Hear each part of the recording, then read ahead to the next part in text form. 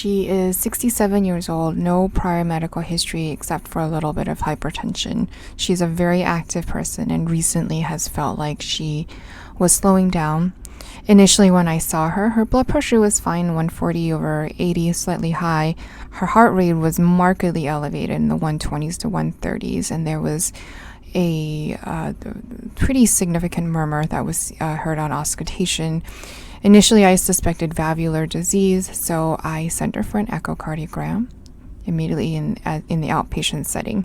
So let's start off with this view. This is the peristernal long axis view of the heart.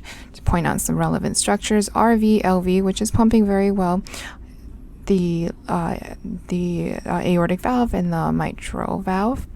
So very interesting here.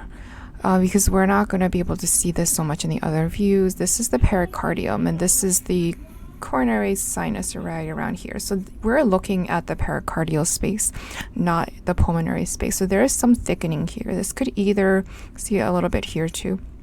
This could either be metastatic disease or a pericardial involvement of disease versus pericarditis. It's a little bit thick to be pericarditis, and I'm wondering if there may be a mass there. No significant aortic regurgitation, no significant mitral regurgitation. RV tilt view, you're starting to see the shadow of a very large mass that was seen here. So also interestingly, this lady had a DVT that was diagnosed and treated with Xarelto a month ago, was unprovoked. No further workup was done, and certainly not an echocardiogram. Here it is again, measuring pretty large, about 3 times 2 centimeters, and larger when we get to the 4-chamber views. We are going to see it again on the peristernal short axis views, seen here, the aorta, the RA, the RV. It becomes very dramatic when we are moving on to the 4-chamber views.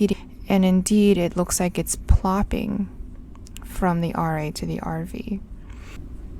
In this one series of cardiac masses in a group of 75 patients, you can see the most common mass is the LA myxoma. The RA myxoma does comprise of a significant amount, but is far less frequently seen than the LA myxoma. Other masses that can be seen in the RA include thrombus, melanoma, and adenocortical cancer.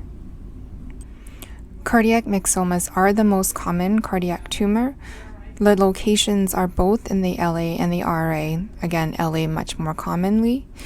There is an attachment, and sometimes you are lucky enough to see a stalk, and the attachment is usually on the atrial septum. The symptoms will include emboli, obstructive arrhythmias, and systemic symptoms. In this patient, we did have fatigue, and very often, especially on board review questions, patients like this will have an elevated white count and sometimes fevers and weight loss. The management of surgical resection of the mass is very important. Occasionally, it does have occasionally about 5% of cases, the locations can be multiple. Here's a video of a very large myxoma with a stalk here in the left atrium. Looks very similar to our study, except for the side. Here it is in 3D. Pretty cool. In this review article from the Annals of Oncology, we are looking at the frequencies of different kinds of tumors that metastasize to the heart. The various bars represent various studies looking at this particular issue. Overwhelmingly, the most common cancers that metastasize to the heart are melanomas and lymphomas.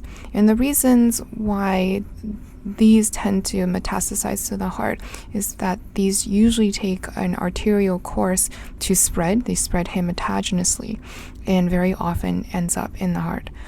Other, just by close proximity, includes breast and lung, which can metastasize to the heart because they're fairly close by.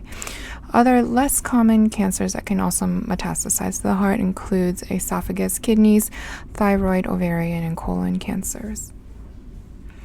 It is 40 in terms of malignancies in the heart.